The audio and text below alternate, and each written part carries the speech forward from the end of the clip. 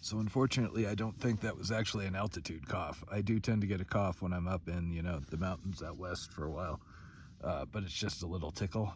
I've been up for a good chunk of the night coughing, so unfortunately, I think I probably ended up getting sick somewhere along the way.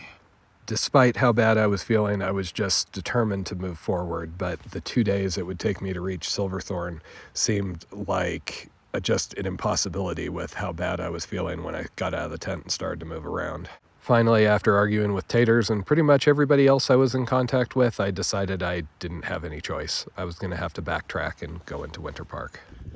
I'm basically dizzy and having endless coughing fits. When I got down to the road, I stuck my thumb out, and somebody did stop to pick me up after about 10 minutes. However, I felt it was only fair to explain I had cold, flu, COVID, whatever symptoms, and they promptly decided not to give me a ride into town. Eventually, after I was basically struggling to stay on my feet with my thumb up, somebody did stop, had a mask, and gave me a ride in. Jen found me a depressingly expensive hotel in Fraser and booked me 2 nights. I was basically so out of it that it was a real struggle just to stagger across the street to buy some cough and flu medicine. Interestingly enough, they were almost all sold out of cough and cold medicine, and I would notice over the next couple of days just how many sick people there were around. Unfortunately, even after 2 days, I still wasn't in any shape to leave and had to stay an extra day. After 3 nights of basically being bedridden, it was Friday, meaning the already expensive hotel was going to get prohibitively expensive, so I convinced myself I needed to leave. At this point, I was still feeling really awful. It was a struggle just to walk up the trail. However, I had hopes that it was just a flu and it would be getting better in a day or two. It quickly became apparent within the first mile that I just wasn't going to be able to function hiking over the next pass, so I set up in the same place I had fallen sick a couple of days ago. Unfortunately, the next morning I still wasn't feeling any better.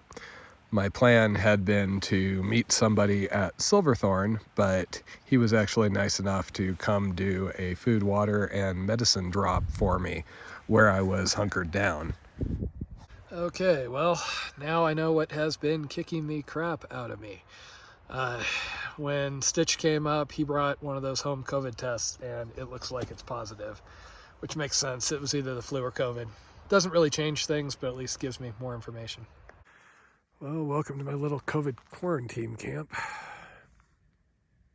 Spent 3 days in Winter Park, got chased out by hotel prices, and now I've been here for 2 days. It's not too bad of a spot. I mean, nice views and everything, but it's hot and exposed during the day and cold at night because I'm up here at 12K. Unfortunately, I don't got much in the way of options at the moment, it feels like. I really want to get moving in the morning. I need to make progress, and this is just miserable lying around all day. I'm achy, head hurts, stuff like that, and lying on the ground in that beat up pad doesn't really help that. I woke up this morning hoping I was feeling better because my cough had fixed somewhat, but as soon as I tried to sit up and stand up, I could tell I was feeling just super weak. It is somewhat ironic that after all the COVID issues in 2020 and 2021, I managed to avoid getting it on trail on the PCT and the ECT, especially with all the stuff on the AT and the breakout at Shaw's, only to get it out here out of nowhere. Unfortunately, despite my determination to just wait it out where I was, I woke up Sunday feeling even worse. Even walking around was a struggle, and it felt like my lungs were getting significantly worse. Also, I started to have some motor control struggles, all of which convinced me reluctantly that I needed to go back into town, which would at least get me 3,500 feet lower. So once again, I limped down the hill to 40 and hitched into town. This time I was able to get in at the Viking Lodge, which was not quite ideal, but it was $50 a day, cash only hiker rate. So at least I could spend a couple of days. And for the next 4 days, I basically went through a cycle where every night I went to bed, determined to leave in the morning, and every morning I decided that there was just no way I could leave. On Monday, I actually went to a walk-in clinic just to see if there was anything to be done. Unfortunately, the Paxil medication has to be taken within the first 5 days, and I was already outside of that window.